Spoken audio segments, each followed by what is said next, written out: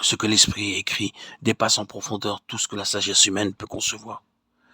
Et ce qui passe inaperçu aux yeux de la chair exprime en réalité ce qu'il y a de plus beau dans l'amour de Dieu et dans la sagesse dont il fait preuve.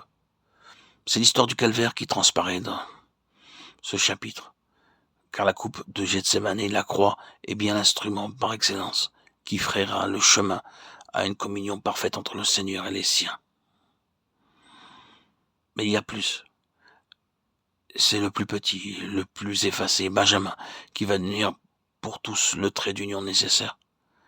Ses frères sont plus considérés que lui selon la chair, mais spirituellement, ils sont à l'arrière-plan. Le Seigneur se rend dépendant des plus ignorés et les rend participants de sa coupe. Ce sont les vainqueurs de l'Apocalypse. Dans les lettres de cette église, vous avez d'une part la grande masse des frères qui, spirituellement parlant, se tiennent à distance, et d'autre, le petit détachement des vainqueurs dont le cœur brûle pour le Seigneur et qui partagent avec lui le fardeau de cette situation douloureuse. Tel est dans l'ensemble le message de ces 3 premiers chapitres de l'Apocalypse.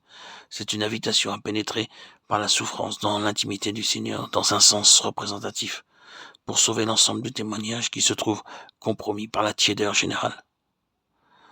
Si vous lisez plus loin dans les dernières pages de la Bible, vous ne tarderez pas à le retrouver, ce petit détachement. Ce sont eux qui arrivent les premiers, les autres viennent plus tard.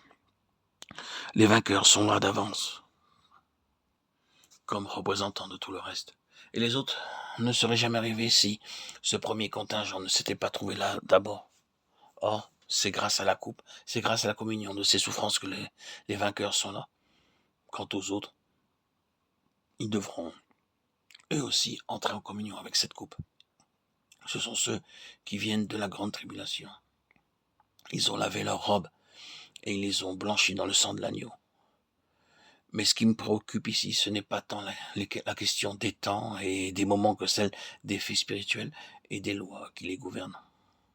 Or, à travers toute la Bible, de la Genèse à l'Apocalypse, on retrouve cette loi. Il faut à Dieu un homme ou une poignée de fidèles, reste une phalange de vainqueurs qui, par le chemin de la croix ou de l'autel, entre en parfaite communion avec lui en faveur de tous les autres.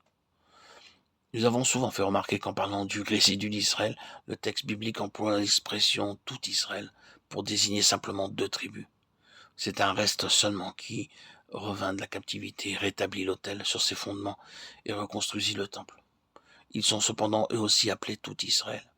C'est bien la preuve que ce reste a un caractère nettement relatif et représentatif. Ce que le Seigneur cherche donc, bien-aimé, c'est ce petit détachement qui le suivra jusqu'au bout, ce petit troupeau qui se tient si près de lui, qu'il devient un avec lui dans sa souffrance, dont le cœur est étreint par la situation actuelle de son peuple, qui porte avec lui le fardeau de cette tragédie et entre tout entier dans son plan.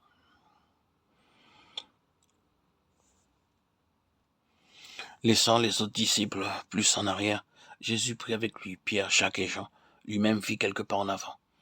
Il y a donc des degrés dans notre participation à ce ministère, et ces degrés sont en rapport direct avec le prix que nous sommes disposés à payer, la part que nous pouvons prendre des souffrances de notre Maître. Dans cette période de Laodicée, la faible spiritualité du grand nombre est une blessure permanente au cœur de notre Seigneur, ni froid ni bouillant. C'est au milieu de cette atmosphère-là que sa voix se fait entendre. Celui qui vaincra, je le ferai asseoir avec moi sur mon trône, comme moi j'ai vaincu et me suis assis avec mon Père sur son trône. C'est bien le trône qui nous est proposé. Si nous souffrons avec lui, nous régnerons aussi avec lui. Voilà la note que Dieu cherche à nous faire entendre à l'heure actuelle.